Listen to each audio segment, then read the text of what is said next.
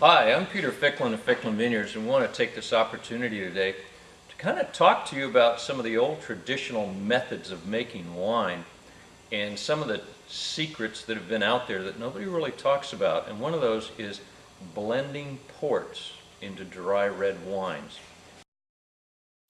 All right, so how do we go about determining what kinds of ports you want to add to your dry red wine?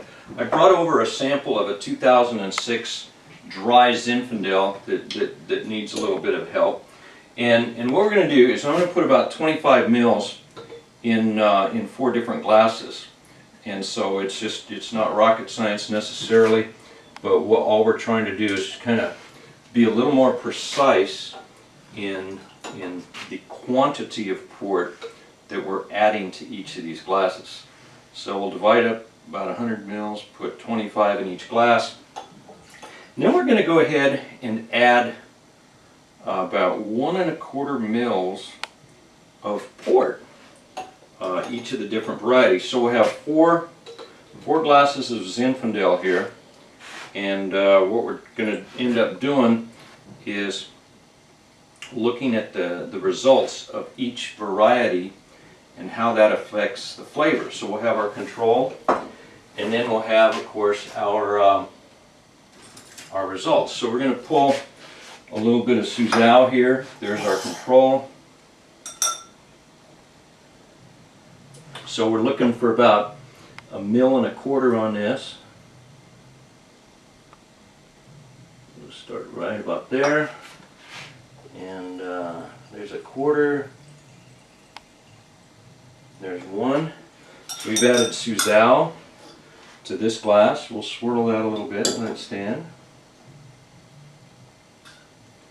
And let's add some Touriga to the next glass.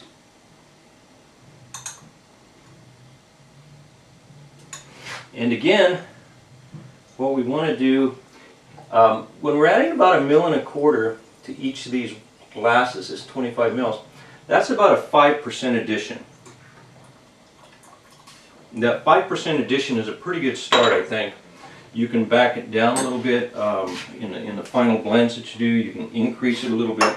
And then we're going to go ahead and add some Tinta Madeira to this guy here. So the key here is to look at each of the varieties and look at the control and make a decision as to what direction in the mouth that you want these flavors to head. Again, it's not 100% in a sense that 1 + 1 = 2. Sometimes there's masking, sometimes there's additives. Sometimes in a Touriga with a Zin, depending on where the fruit in the mouth is, that you lose sight of the port addition in there. You'll see some enhancement on the edges due to the coating action of the sugar in the mouth. So as we look at these, we'll look at the control a little bit. The fruit's not real bright on the nose in there. It's a little bit subdued. So we're going to look for aromatic enhancements in these is one direction that we want to go.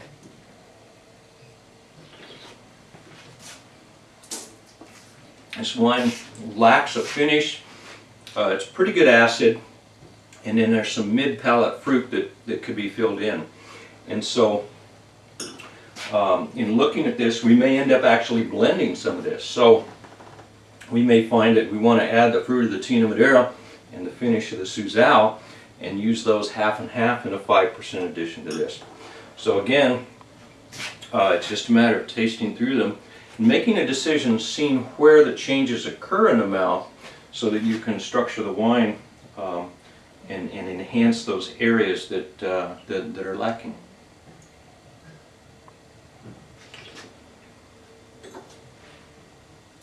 Tinta Madeira really picked up the middle fruit on that, although it left a little bit lacking in the finish on that.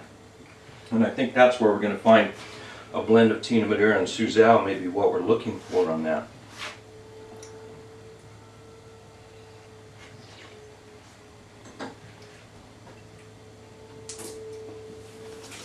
The Touriga adds to the upper back palate and enhances the Zinfandel fruit very nicely.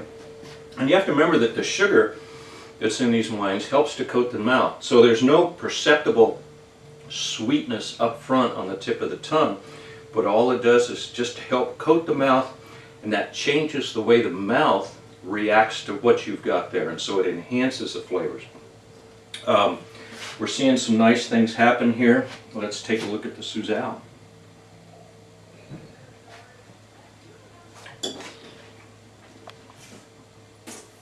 And again, that adds a wonderful dynamic finish to this kind of thin Zinfandel. So 5% is not a